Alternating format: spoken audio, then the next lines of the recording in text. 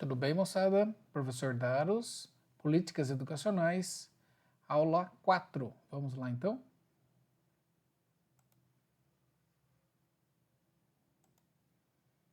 Bom, hoje nós vamos ver um plano do atual governo, tá? Que é o Plano Nacional das Escolas Cívico-Militares e, por último, o PNE, o Plano Nacional de Educação, com vigência de 10 anos, a partir de 2014 e 2024, beleza?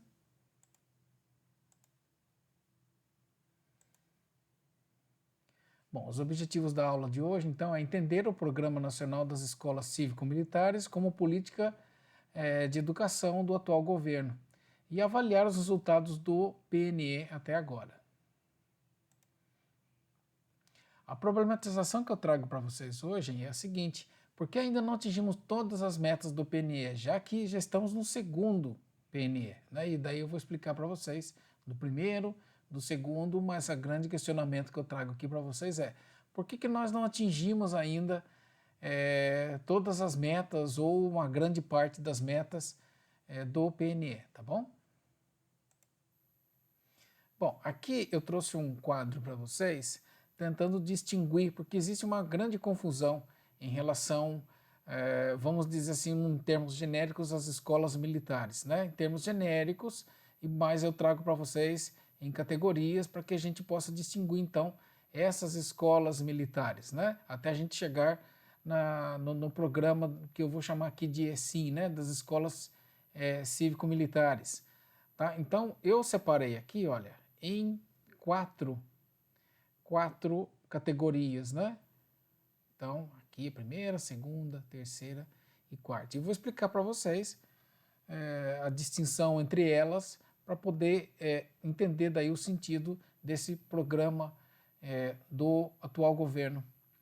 Bom, a gente tem as primeiras aqui, eu coloco aqui algumas delas, né, dentre as várias, a EA, Escola de Especialistas de Aeronáutica, Academia Militar das Agulhas Negras, o Colégio Naval, são escolas militares, mas que são centros de formação de profissionais das Forças Armadas e da PM.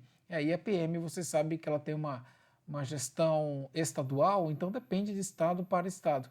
Mas normalmente encontram-se academias de formação, principalmente de oficiais, em todos os estados, né? De sargentos vai variar um pouco, de soldado também. E nesse caso, existe uma formação específica para cada quadro profissional, ou seja, são escolas para a formação de profissionais com especificidade. Quando eu digo especificidade, por exemplo, na Escola de Especialistas da Aeronáutica, formam-se os sargentos especialistas em cada área da aviação.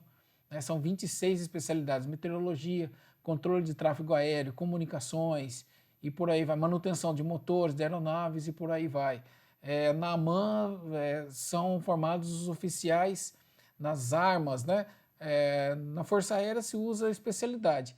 No Exército se usa arma, então infantaria, artilharia, cavalaria, engenharia. Ou seja, é formação de militares, mas é uma formação profissional dentro dos quadros específicos. É aquilo que a gente chama popularmente de quadro de carreira, né? São os militares de carreira.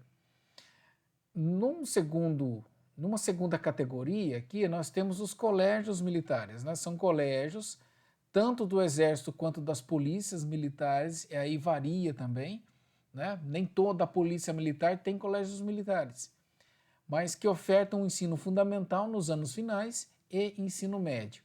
Aqui a gente já tem uma distinção, né, entre essas escolas de formação e os colégios militares. Os colégios militares, eles ofertam, né, as etapas da educação básica, né, dentro dos níveis.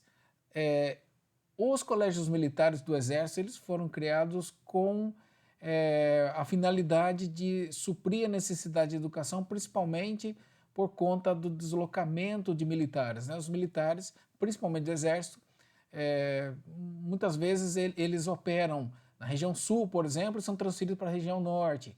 Então entendam que na história, logicamente, em lugares que não existia um sistema educacional, ou mesmo escolas, o Exército teve que suprir a família desses militares. Então hoje o Exército ele conta com 14 colégios militares, sendo o mais antigo do Rio de Janeiro, que foi fundado em 1889, por último o de Belém, né? E existem ainda projetos de criação, por exemplo, em São Paulo, e de colégios militares, né? E com agora a eleição do Jair Bolsonaro, essa centralidade, essa importância dos colégios militares voltou à baila, né? Tanto que existe a fundação do Colégio de Belém, né? Embora ele tenha sido feito no mandato do Temer, né? Existe essa proposta agora do Colégio de São Paulo e talvez outros mais. Mas aqui eles são colégios mantidos pelo Exército ou pela PM, também depende do Estado. Eles ofertam níveis dentro da educação básica e não é para a formação de profissionais ou de especialidades dentro das Forças Armadas. A intenção é que eles atendam aos familiares e hoje em dia também a civis, porque existe um número de vagas remanescentes que o Exército mantém para concursinho, né? Então os civis podem concorrer a essas vagas. Não são vagas excedentes, são vagas de cota, né? São cotas para civis e realmente são muito concorridas. Mas aqui a finalidade não é a formação de profissionais, mas a finalidade aqui é atender aos familiares dos militares, né? Com a finalidade, lógico, de terminar a educação básica aí no fundamental e no médio. Tá? Então são coisas diferentes. Logicamente que segue muito dos princípios do Exército, da hierarquia, da disciplina, dos valores, da conduta, né? Mas não tem interesse na formação de profissionais. Num terceiro tipo, nós temos as escolas da Polícia Militar. São escolas civis que passaram para a administração das PMs e integram o sistema de ensino da corporação. Ou seja, escolas com algum tipo de problema, normalmente problema de desempenho, né, em áreas em condição de risco, são escolas que passam para a administração da Polícia Militar.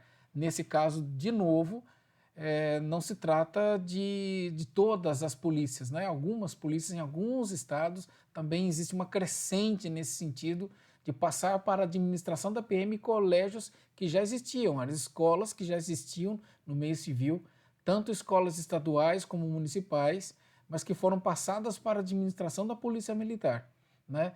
Também são escolas de educação básica, ou seja, de término da educação básica, né, e não necessariamente para a formação de profissionais da PM, tá bom?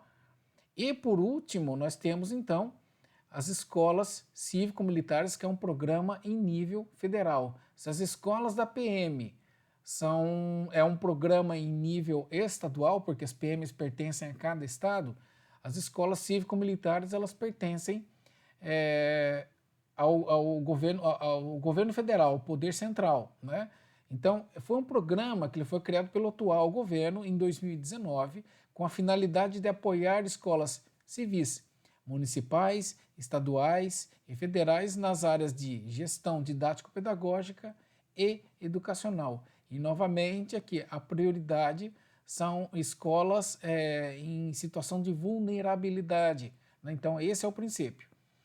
São escolas que elas precisam passar pelo crivo, existe uma participação, existe um referendo da comunidade, dos pais responsáveis e da própria escola, se eles aceitam ou não. Uma vez que eles aceitam, então eles passam, e aqui não é uma administração total para o governo federal, existe uma administração compartilhada, ou seja, não se altera a direção da escola, a equipe pedagógica, a equipe docente não se altera.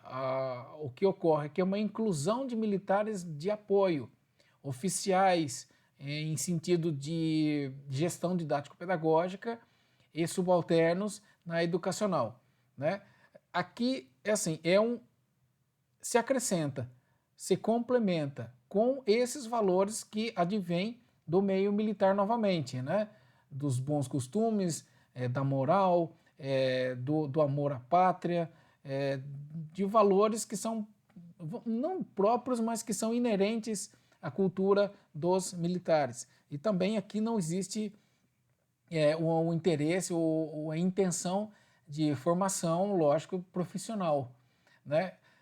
E aqui, né, a gente vamos parar aqui para tentar entender um pouco desse programa. É um programa, lembra que na primeira aula eu disse que um governo de viés conservador, a tendência é que as políticas sejam conservadores, né? Então, se nós temos hoje um governo conservador, essa é uma política que tem um cunho conservador, no sentido de tentar resgatar esses valores que são, vamos dizer, muito próprios de uma família tradicional, de um modelo de país tradicional, que advém do meio militar, no qual hierarquia e disciplina são preponderantes, né? Então tem muito esse viés moralizante dentro da escola, né? de combate a outras influências e, portanto, eles estão direcionados para escolas em regiões de vulnerabilidade.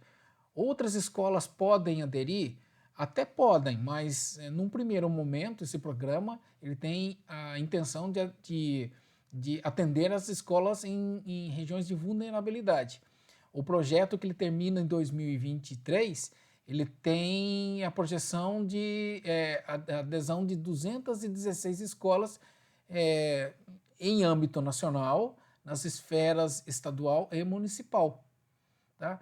E aqui existe uma grande variação. Existem escolas que aceitam, né, ovacionam inclusive essa adesão, escolas que não aceitam, que ficam naquela zona limítrofe, né? 51% aceita, 49% não. Né? Existem alguns problemas aqui e por que eu trago então para vocês essa distinção aqui? E aqui eu tento mostrar para vocês os prós e os contras. Os prós, bom, é um apoio, é um complemento, é um pessoal que entra, é um pessoal que foi selecionado dentro das Forças Armadas, é o pessoal da reserva, que hoje se chama veterano. Normalmente são pessoas que têm formação em licenciaturas, ou seja, formação pedagógica, né, que vão complementar. Eles não alteram a gestão da escola, né, tanto a gestão em termos administrativos quanto na gestão pedagógica. Eles apoiam, trazem valores que são inerentes, vamos dizer assim, à nossa sociedade. A nossa sociedade é conservadora e, de fato, eles tentam retomar esses valores, até porque o governo Bolsonaro é um governo que foi eleito por uma parcela conservadora da sociedade. Pretende-se também que a escola seja blindada em termos de influência externa, principalmente da criminalidade, já que a gente está falando aqui de escolas que estão em áreas de vulnerabilidade. Então vamos dizer que nesse ponto, esse é um programa positivo. O grande problema é que assim, essas escolas elas não foram criadas com essa finalidade. É muito diferente, por exemplo, se você pega um colégio militar, das escolas cívico-militares. O colégio militar ele já foi criado com essa intenção, com essa natureza. Tá? Ele já foi criado dentro das regras, dentro de uma metodologia, dentro, vamos dizer assim, entre aspas, uma pedagogia da cultura militar. Existe uma peneira muito grande aí para a entrada, então existe uma pré-seleção. Mesmo porque como ela funciona? É assim, uma vez que o militar é transferido de uma região para outra, ele tem direito a pleitear a vaga nesses colégios militares. Eles foram criados para isso. Então existe uma certa peneira. Quando se trata das vagas remanescentes para civis, então a peneira é muito maior. Né? Existe um concurso, então espera-se, né, que a população que é atendida é uma população previamente selecionada. Né? E o colégio, historicamente, ele já segue uma tradição. Então quem entra já sabe o que esperar desses colégios. Diferente de colégios que eles já foram criados numa situação mais precária, já que estão em áreas vulneráveis. Então, assim, como se adaptar a isso? Né? Você está num tipo de escola e de repente ela muda. Então, esse problema de adaptação, o próprio programa ele é um pouco vago nesse sentido.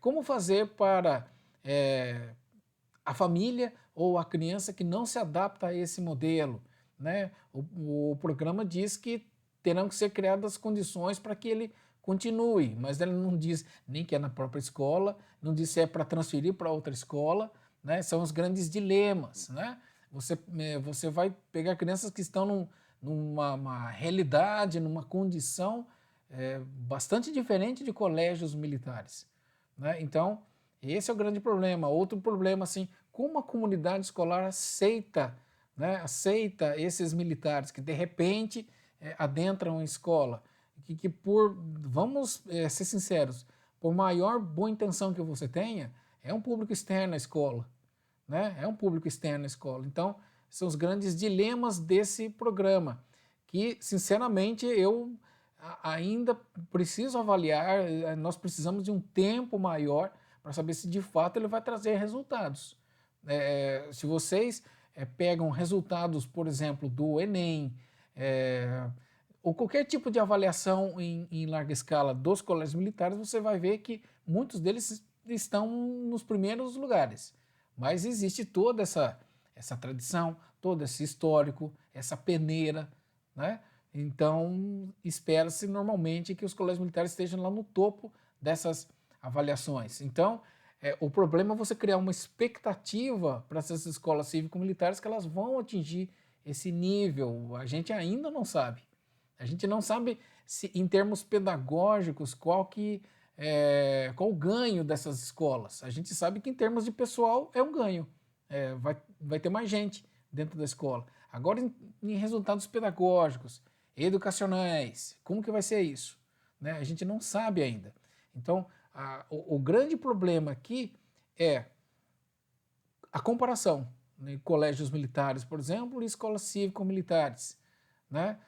Até mesmo com as escolas da PM, né? Que é uma outra realidade, porque entendam, as Forças Armadas, cada arma, uma é diferente da outra, uma é diferente, Exército, Marinha, Aeronáutica, eles têm uma cultura, embora sejam militares, eles têm uma cultura, uma realidade, até um modus operandi diferente um do outro. Né? Não dá para se chegar a uma similaridade, não. Existem semelhanças, mas não são iguais. E a PM é outra coisa, uma outra realidade também. Né? Então, vocês estão entendendo a distinção que deve ser feita e, assim, o nível de atenção que a gente tem que ter. A gente tem que esperar um tempo, de fato, para analisar os dados e os resultados. A gente ainda não pode dizer previamente que é um péssimo negócio ou que é um excelente negócio. A gente vai ter que esperar de fato os resultados. Tá bom, moçada? Bom, eu queria falar aqui, eu acho que talvez seja o mais importante da nossa aula, a gente falar um pouquinho do Plano Nacional de Educação, que é um plano, lembra que eu citei na primeira aula que nós temos o Estado e governo, sendo Estado permanente, governo provisório, existem políticas de Estado e políticas de governo. A educação, de uma forma geral, ela é uma política de Estado, ela ultrapassa governos. Tá? É o que acontece aqui com o Plano Nacional de Educação, 2014-2024, ou seja, são 10 anos, então ele ultrapassa governos. Outra coisa, o Plano Nacional de Educação ele já estava previsto na LDB de 96. E olha só, moçada, aí começa, a gente tem que comentar isso. Você vê como o Brasil ele é relapso no que se trata a educação. 96. O que está previsto na LDB é que o Plano Nacional deveria ser implementado um ano após a lei, ou seja, 97. Na verdade, o primeiro ele só foi efetivado em 2001, então você tem toda essa defasagem aí. 4 anos de defasagem. Tá? Esse nosso agora, 2001, né, são 10 anos, né, cada plano. Se começa um 2001, 2011 termina e começa outro. Esse começou em 2014, ou seja, são mais 3 anos. Então, de atraso em atraso, né, os planos já é difícil de implementar, já é um prazo extenso e às vezes com resultados pouco efetivos. Ainda você tem esse atraso ainda em termos de início, né, de implementação dos planos, tanto o primeiro quanto o segundo. Bom, então assim, o que é um Plano Nacional de Educação? Primeiro, que ele é uma lei, né? Ele estabelece diretrizes, ele estabelece metas e estratégias para os próximos 10 anos da educação brasileira. Então, assim, o Plano Nacional de Educação, se vocês lerem, e eu mandei no material extra para vocês, assim, ele faz a primeira coisa, ele dá um diagnóstico, né? Ele dá um diagnóstico da educação brasileira, como está a educação brasileira aqui, e vocês vão ver que ele atinge assim a educação de uma forma geral, em todos os níveis, modalidades, etapas e áreas também, né?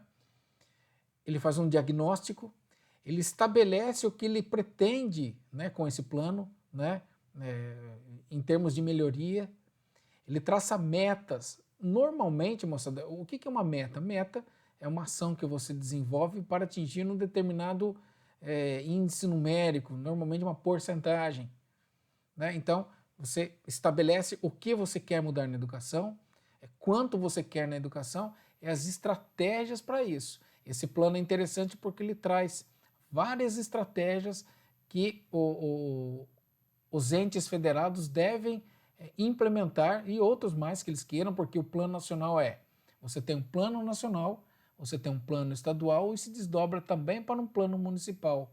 Então você pode copiar as estratégias que estão no plano nacional ou criar outras até, né? Então tem esse detalhe aqui dessa força motriz que existe num plano em nível nacional, né? Essa possibilidade de você puxar planos em nível estadual e municipal. É isso que acontece com o plano nacional. Então ele faz um diagnóstico, ele estabelece aquilo que ele quer para a educação nos próximos 10 anos, ele estabelece as porcentagens para essas diretrizes e estratégias, né, ações para que isso se realize. E aquilo que eu falei para vocês, a gente vai ver aqui nas metas, se atingem todos os níveis, as modalidades, etapas, vai da educação infantil até a pós, e ainda vai para o profissional docente, até para a gestão democrática, existe uma meta específica para a gestão democrática, financiamento do ensino, que é extremamente importante, porque em termos de políticas, a gente tem que pensar o seguinte, que foi uma falha do primeiro, por exemplo. É quando você estabelece metas, mas não dá o respaldo financeiro para cumprimento dessas metas. E aqui, nesse plano, se estabelece aqui dentro do financiamento do ensino, uma meta específica em termos de orçamento. E aqui, além disso, há estratégias específicas para a redução de desigualdade e inclusão de minorias, como alunos com deficiência, indígenas, quilombolas, estudantes do campo. Principalmente aqui houve um foco mais intenso, principalmente na educação do campo, né, que não estava muito presente no primeiro plano, tá bom?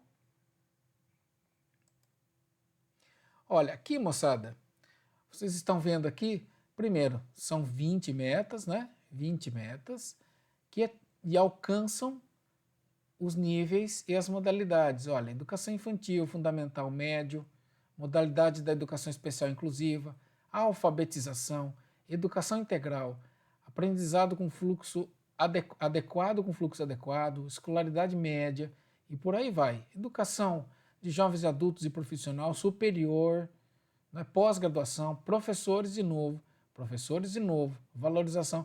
Professor, vocês já podem tomar aqui, olha, do 13, 14, 15, 16, 17, 18, tá? Todas essas metas estão ligadas, e eu vou explicar o porquê, estão ligadas aqui ao docente, né? Uma preocupação aqui muito forte. No 19 aqui nós temos gestão democrática e por último aqui, o último, mas extremamente importante, financiamento da educação. E daí eu gostaria aqui no próximo slide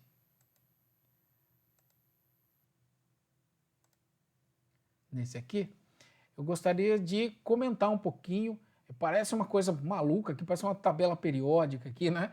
Mas eu vou tentar explicar para vocês, tá? Algumas coisas aqui que mostram aqui. Primeiro, eu vou tentar explicar aqui para vocês porquê dos números, das cores, desses números todos, fazendo uma análise um pouquinho aqui. Não vou analisar todos, né? Não seria necessário. Mas os principais aqui eu vou analisar com vocês. Então vamos lá, olha. Primeiro, esse número grande aqui, 1, 2, 3, 4, 5, 6, logicamente, 18, 19, 20, são todas as metas. Tá vendo? Todas as metas. As cores vermelho e verde são metas que não foram cumpridas, em vermelho, e metas em verde que foram cumpridas. Então vamos ver até hoje, né, ano 2021, quantas foram cumpridas do total de 20. Aqui a gente tem 1, 2, 3, 1, 2, 3, 4, 5, 6, moçada. Das 20 nós temos 6. 18, 19 e 20 não existem ainda dados confiáveis para a gente afirmar se foram ou não cumpridas. Então, as 3 últimas a gente ainda não tem dados confiáveis, tá? Mas, de novo, 1, 2, 3, 4, 5, 6. Em amarelo, e aqui em amarelo um pouquinho mais escuro, também foram cumpridas, são índices muito bons. E preto, o índice que foi o pior índice. Então, 1, 2, 3, 4, 5, 6, 7, 8. Tá? 8, então. Vamos lá, então.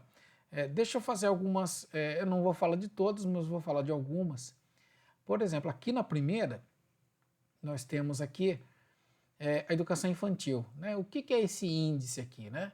O que é esse índice aqui? Esse aqui seria o atingimento de matrícula, Então, a gente tem aqui, né, para 2016, que fosse alcançado, então, a matrícula na pré-escola, ou seja, dos 4 aos 5, em 100%. Isso atingiu 94%. E pior ainda, quando eu busco, isso até o final não foi atingido ainda, a gente não chegou nesse ponto ainda, o nível de 50% de crianças de 0 a 3 anos, eu tenho aqui apenas 37%, tá um pouco mais distante. E moçada, aqui eu explico o porquê disso. Porque se atingiu menos na creche, né, que é de 0 a 3 anos. Moçada, é muito simples de explicar. Lembra que, segundo a LDB, a educação infantil obrigatória começa com 4. Lembra que eu falei para vocês que qual que é o prejuízo que existe nesse sentido? O prejuízo é que, quando você trata de orçamento, você prioriza aquilo que é obrigatório e dever do Estado. Então é por isso que você alcançou, né, um índice mais alto, 94%, né, mais alto, em se tratando de pré-escola, 4 a 5 anos, do que 0 a 3 anos, aqui, quando você trata de creche, 37%. Lógico que aqui o investimento foi menor. Moçada, quando a gente vai aqui para a meta 7, que fala de resultados, eu fiz uma colinha aqui, moçada, senão eu não consigo decorar todas as metas, mas assim, ó, ela fala a meta 7, ela fala da qualidade da educação básica. Ela fala assim: fomentar a qualidade da educação básica em todas as etapas e modalidades, com melhoria do fluxo escolar e da aprendizagem, de modo a atingir as seguintes médias nacionais, que é as que eu coloco aqui. Deixa eu ver aqui, olha. 6.0 nos anos iniciais, 5.5 nos anos finais e 5.2 no ensino médio. E a gente vai ver aqui que ela traz bons resultados. E esse aqui é um índice de 2020, já que contempla os anos iniciais, né, já sobe bastante nos anos finais, e sobe muito mais ainda no ensino médio. E aqui, esse é um índice que tem ligação direta com as avaliações, tá? Essas notas aqui têm a ver com o SAEB. Então, assim, É a qualidade mensurada por meio de notas, de resultados de índices, o que acompanha as orientações dos organismos internacionais. E você vê aqui como esse está em amarelo, aqui um pouquinho mais escuro, né? Como melhorou, porque realmente atingiu, e desde muito tempo já se procura atingir resultados melhores. Então se centralizou-se aqui e realmente trouxe resultados muito bons, tá? O próximo que eu queria ver com vocês é esse 12 aqui, olha, 12. 12, tá aqui 12, e eu vou explicar aqui, eu vou ler aqui para vocês, vocês me aguardem aqui na colinha, tá? Um pouquinho. O 12, ele trata de educação superior, tá? E aqui se diz sobre a matrícula dentro da educação superior. Eu vou explicar aqui para vocês. É levar a qualidade da educação superior a ampliar a proporção. Desculpa, não. 12 é elevar a taxa bruta de matrícula da educação superior para 50%. É isso aqui. Elevar a taxa líquida para 33%. Na população entre 18 e 24 e elevar em 40% no segmento público. Moçada, aqui a gente vai analisar o seguinte: o que é uma taxa bruta? Taxa bruta é a matrícula de alunos independente da idade, tá? Independente da idade, diferente da taxa líquida. Cadê meu? A taxa líquida, que é de 18 a 24, é essa a diferença, tá? Você vê índices muito favoráveis aqui, olha, na taxa bruta. Né? Quase já atingindo a meta já no ano de 2020. Tá? Um pouco menos ainda na taxa líquida, tá? Menos ainda, mas o interessante é aqui, olha, porque aqui se trata de ampliar o número de vagas na educação superior pública. E você vê que realmente ainda está longe disso. Então, o que acontece aqui? Aqui você vê prioritariamente a ampliação de vagas na educação superior privada. Então, a educação superior privada que tem dado conta aqui de cumprir a meta, pelo menos as primeiras duas submetas. Já a última, realmente houve uma estagnação aí em termos de ampliação de vagas na educação pública. Tá vendo?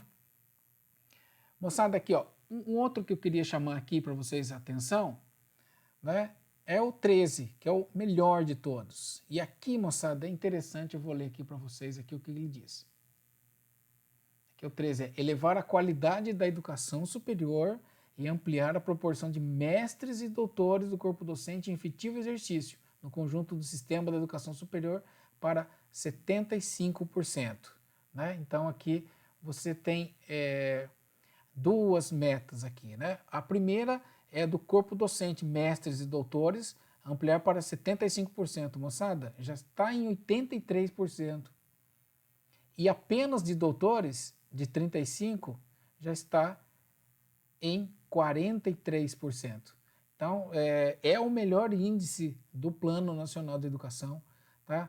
E eu já vou falar para vocês o porquê que você atinge esses índices de titulação de profissionais da educação superior, de professores, na realidade, da educação superior, de forma tão rápida, tão intensa e tão superior ao previsto pela meta. Mas, antes, eu queria mostrar aqui para vocês qual é o pior deles todos. Né? É o 10. O 10 fala da educação profissional em nível técnico, né? Tanto para ensino fundamental, que é o primeiro aqui, ou seja, ampliar o número de matrículas em 25%, quanto para o ensino médio também 25%. Ou seja, índices aqui irrisórios, né? Ou seja, principalmente no ensino fundamental, né? Na educação de jovens e adultos aí no ensino fundamental, já que é profissional, existe uma defasagem muito grande e talvez, e aqui, moçada, para mim existe uma questão cultural aqui muito forte.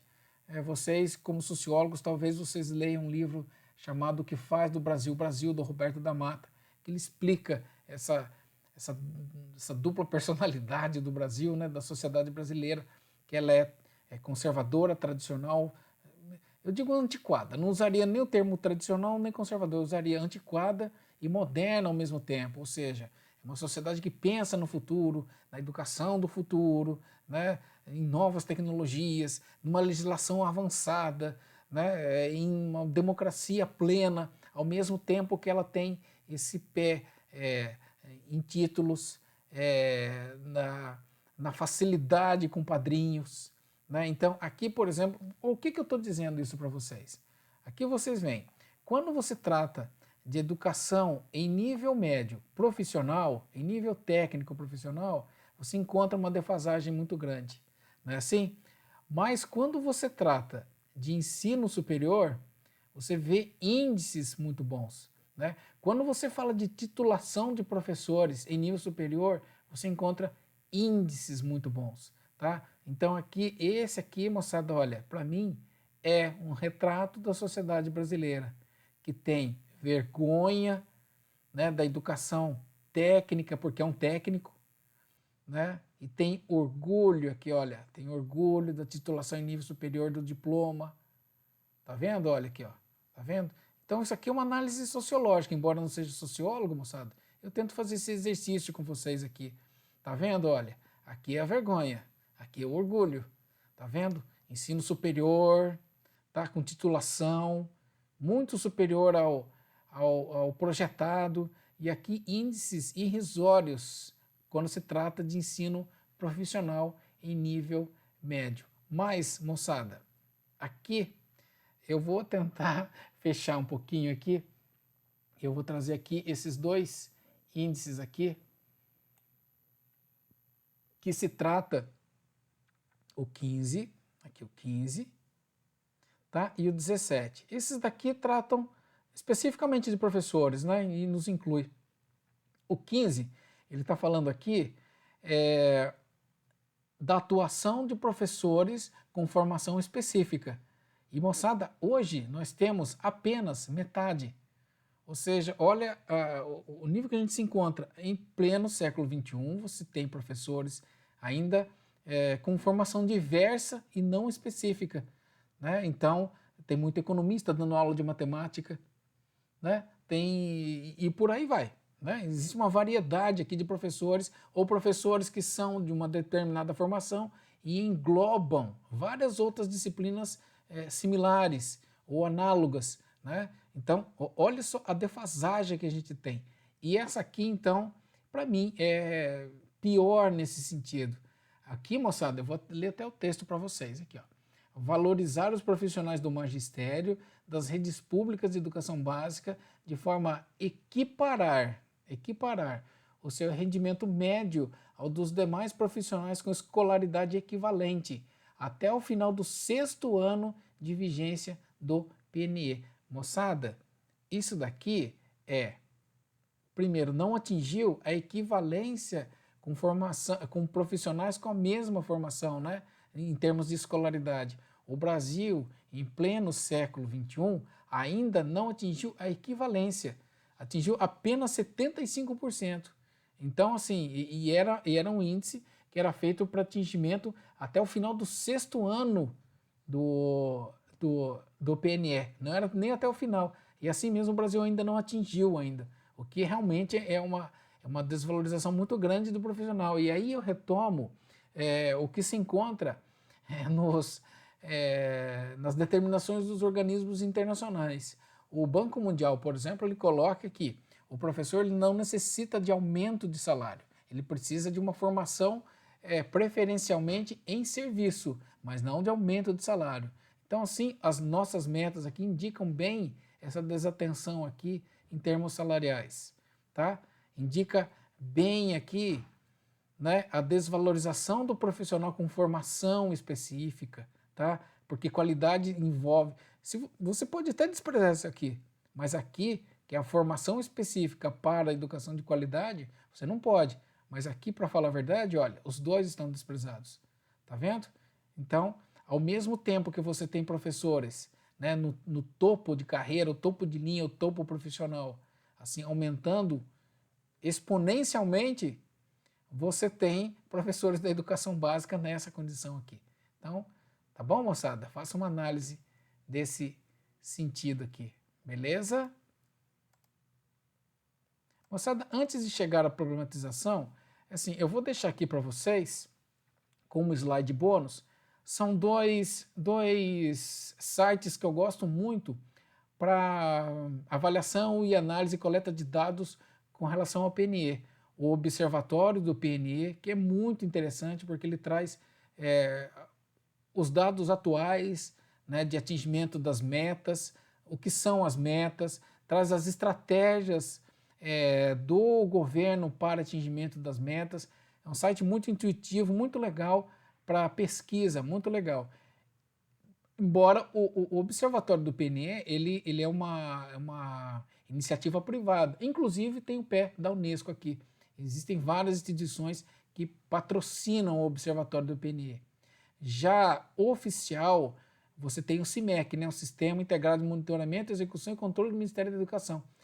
Ele é um pouco defasado em termos de resultado, mas ele é mais intuitivo, ele é mais fácil de se navegar. E ele permite também você comparar, por exemplo, resultados em nível nacional, estadual, regional e municipal. Então você consegue, nesse site aqui, saber o status atual das metas do PNE, do plano estadual e do plano municipal, e plano regional, em comparação do seu município com municípios da sua região. É um site que eu gosto bastante, embora tenha uma defasagem de 1 ou 2 anos, né, dependendo do resultado. Né? Então eu gosto dos dois. Existem outros, mas esses daqui eles são de fácil navegação, são muito intuitivos e muito interessantes. Esse aqui, pelo detalhamento das estratégias, né? Eu gosto pelo estudo que ele faz dessas metas. E aqui, pela possibilidade de você poder fazer comparação, né? Criar gráficos comparando do federal até o municipal. Tá bom, moçada? Aqui eu trago a nossa síntese aqui da problematização. Por que ainda não atingimos todas as metas do PNE e já estamos no segundo? Moçada, assim, porque na minha opinião, a educação nunca foi prioridade. Tá? Não digo desse atual governo ou dessa atual república. Né? Mesmo se você for estudar a história da educação, você vai ver que isso vem do Brasil colônia. Né? No momento em que se retiram os jesuítas daqui, existe um vácuo que ele só vai ser... Ele sai em 1759. A situação melhora um pouco no Brasil com a vinda de Dom João VI em 1888. Então, um vácuo enorme na educação brasileira. E isso permanece. Você vê 8 anos de atraso da LDB, né? Você vê o atraso nos 2 PNS também, mas não só em termos de Estado e de governo, mas em termos de, moçada, sociedade. A gente tem que analisar também a importância que a sociedade brasileira dá à educação. Tá? Hoje, e eu já fui pedagogo em escola, assim, antigamente, né, um tempo anterior, a educação era dada muita importância à educação. E hoje você tem famílias que adentram a escola que nem sempre dão à educação a devida importância. Né? Então, a sociedade de consumo ela tem consumido muito dessa energia das famílias em termos de importância. Né? Então, eu tive muito aluno, eu fui pedagogo do ensino médio, muito aluno que falava, eu vou parar de estudar porque eu quero comprar um carro, vou trabalhar para comprar um carro. Ou seja, a gente também tem uma dificuldade de entender que esse é um problema social. Né? A importância à educação não é uma falha apenas de governos, é uma falha da nossa sociedade também, e a gente tem que refletir sobre isso. Tá, moçada? Por fim, aqui, moçada, eu vou tentar fazer um fechamento aqui dos pontos mais importantes. Depois, se vocês puderem assistir novamente as 4 aulas nossas, os pontos mais importantes, né? Então, da aula 1, logicamente que o mais importante é a importância, a influência das organizações internacionais na política educacional em nível global, nível regional e nível local, Brasil no meio, principalmente do Banco Mundial, que financiou e orientou a educação a partir dos anos 90, e eu coloco a partir porque até hoje você tem projetos financiados pelo Banco mundial. Não só o Banco Mundial, mas a OCDE também, que criou o PISA, e é uma importante referência em termos de resultado em nível mundial, o Brasil nesse meio. Tá? Da Unesco também, que sempre trabalhou muito forte como um agente cultural, um agente teórico aí, em termos de desenvolvimento da educação. Então, ela financiou muitos teóricos que deram a cara da educação em nível global, em nível local, Brasil no meio. Tá? Importante também entender a LDB, o contexto em que ela foi criada, né? Aquele contexto de mudanças, de reformas em nível mundial, em nível local, no plano político, no plano econômico e no plano educacional também. E os temas mais relevantes que eu coloco são os princípios da educação brasileira, a formação do professor, tá? A possibilidade, por exemplo, em termos de princípio, de acesso irrestrito à educação, acesso para todos à educação, a educação inclusiva. Esses pontos, de fato, eles evoluíram muito, né? Esse direito e dever coloca essa duplicidade aí, tanto para o Estado quanto para a família.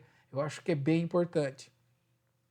Já na aula 3, a Base Nacional Comum Curricular e, logicamente, e o SAEB, né, o Sistema de Avaliação da Educação Brasileira, que é vinculado ao BNCC, porque a base dessa avaliação é o BNCC, que, queira ou não queira, haja críticas e haja elogios à BNCC, de fato é um impacto muito grande essa reforma e essa base, até porque o Brasil nunca teve uma base nacional comum curricular da forma como está posta agora. Então, é um avanço nesse sentido e é um retrocesso, talvez, nesse sentido de baixa adesão, baixa participação, né, que houve em termos de elaboração da BNCC. E, por último, o PNE, que a gente viu hoje, o Plano Nacional de Educação, os avanços e atrasos. Os avanços a gente viu muito no ensino fundamental em termos de resultado. Então, o Brasil também é propício a esse tipo de análise. Em termos quantitativos você atinge, em termos qualitativos não. Mas existem índices aí que mostram uma melhoria, né? Um avanço na matrícula da educação superior, embora ela seja muito vinculada à educação privada, mas é um avanço muito grande. O Brasil, na América Latina, era um dos que tinha uma menor taxa de matrícula na educação superior na América Latina. E está, aos poucos, pelo menos, está avançando nesse sentido, junto com a titulação desses profissionais, também que é uma qualidade, de certa forma. Mas também a gente viu que existe esse Brasil, né, conforme o Roberto da Mata vai falar, né, o que faz do Brasil Brasil, esses dois Brasis. Você tem uma educação em nível médio profissional muito defasado, enquanto você tem profissionais docentes com mestres e doutores já em índices que já superaram já o que está nas metas do PNE em muito já, né? E você ainda faz esse enlace com formação e salário de professores da educação básica, ainda defasado. A gente não conseguiu equiparar o salário com profissionais de escolaridade equivalente, moçada. Não dá para você estabelecer uma educação de qualidade com profissionais fora de formação e com o salário defasado, né? Seria um preciosismo achar que só a vocação dá conta disso, não funciona dessa forma. Eu acho que esses são os principais pontos e eu queria aqui aproveitar e agradecer a participação de todos, a forma carinhosa, respeitosa que vocês tiveram durante as aulas, proveitosa também com as questões de vocês, que é muito importante. Eu espero, depois de passada toda essa pandemia, a gente se encontre numa dessas, né? Que seja virtualmente ou até presencialmente, a gente se encontre. Eu espero sucesso na trajetória de vocês, tá? E na carreira de vocês, tá bom? Um abraço para vocês então, até mais, tchau, tchau.